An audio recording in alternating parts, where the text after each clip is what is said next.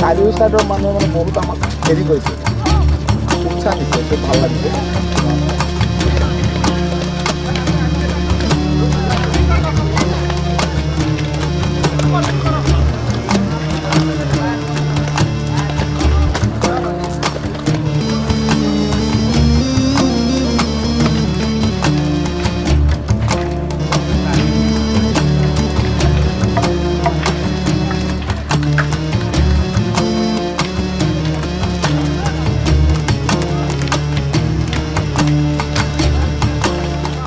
সকলো অসমবাসী ৰাইজক মোৰ এটাই অনুৰোধ, মধ্য অসম ভিত্তিত আলিমিচুৰাৰ তত্বাৱধায়ত আপোনাৰ ৰাঙলুত 10খন ডিষ্ট্ৰিক্ট লৈ এখন আপোনাৰ এষ্টেমা চলি আছে।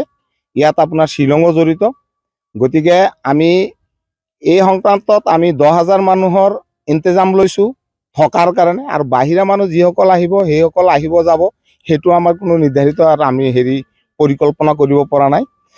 গতিকে এতিয়া আমি 10,000 মানুহৰ এটা ইন্তজাম লৈছোঁ যে তেখেতসকলক আমি কি ধৰণে আপ্যায়ন কৰিব পাৰোঁ।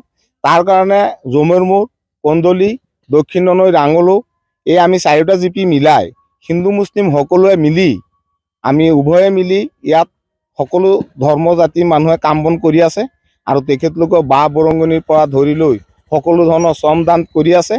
আৰু ইয়াত সকলোৱে এটাই কথা যে অসমত আমি এই এষ্টেমাৰ জৰিয়তে হিন্দু মুছলিমৰ মাজত যিটো নেকি ভাতৃত্ববোধৰ ভাৱ আগৰ দিনত আমাৰ আজান ফকীৰ শংকৰদেৱৰ মাজত আছিল, সেই ভাৱ আমি ইয়াত গঢ়ি তোলাৰ আমাৰ মূল উদ্দেশ্য।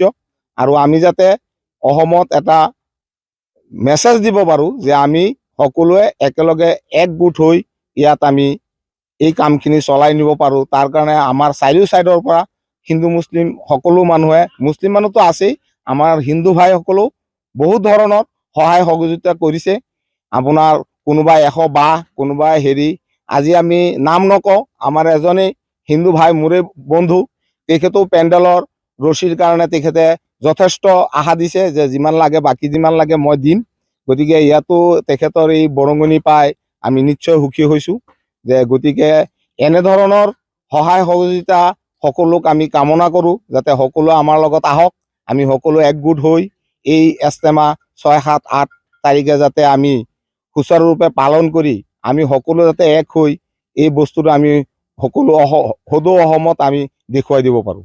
আমি ৰাঙলুত যি আলমিচুৰাৰ তত্বাৱধানত 6, 7, 8 তাৰিখে যি ইজতেমাৰ প্ৰস্তুতি চলাইছোঁ, এই ইজতেমাত আমাৰ প্ৰস্তুতি পুৰাদমে চলি আছে। সকলো মানুহ, সকলো জাতি ধৰ্ম নিৰ্বিশেষে সকলোৱে আহি পেলাই আমাৰ ইয়াত সহায় সহযোগিতা আগবঢ়াইছে।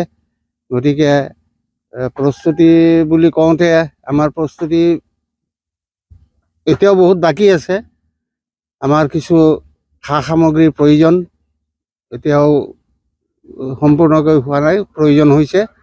গতিকে মই আমাৰ এই ইজতেমা কমিটিৰ তৰফৰ পৰা মই আহ্বান জনাইছোঁ যে সকলো জাতি ধৰ্মৰ মানুহ আমাৰ ইয়াত আগবাঢ়ি আহক, দান বৰঙণি আগবঢ়াওক, আৰু যাতে আমি এই আমাৰ যি চেষ্টা, আমাৰ যি প্ৰচেষ্টা ইজতেমাৰ, এই ইজতেমা যাতে আমি সাফল্যমণ্ডিত কৰিব পাৰোঁ, তাৰ কাৰণে আমি সকলো ধৰ্মৰ মানুহকে আমি আহ্বান জনাইছোঁ। বিশেষকৈ আমাৰ ইছলাম ধৰ্মী মানুহসকলক আমি আহ্বান জনাইছোঁ যে তেওঁলোকে আহি পেলাই আমাৰ শ্ৰমদান দি আৰু আৰ্থিক দান সাহায্য দি পেলাই আমাৰ এই ইজতেমাখনি সাফল্যমণ্ডিত কৰিব বুলি আহ্বান জনাইছোঁ। অকণমান কথা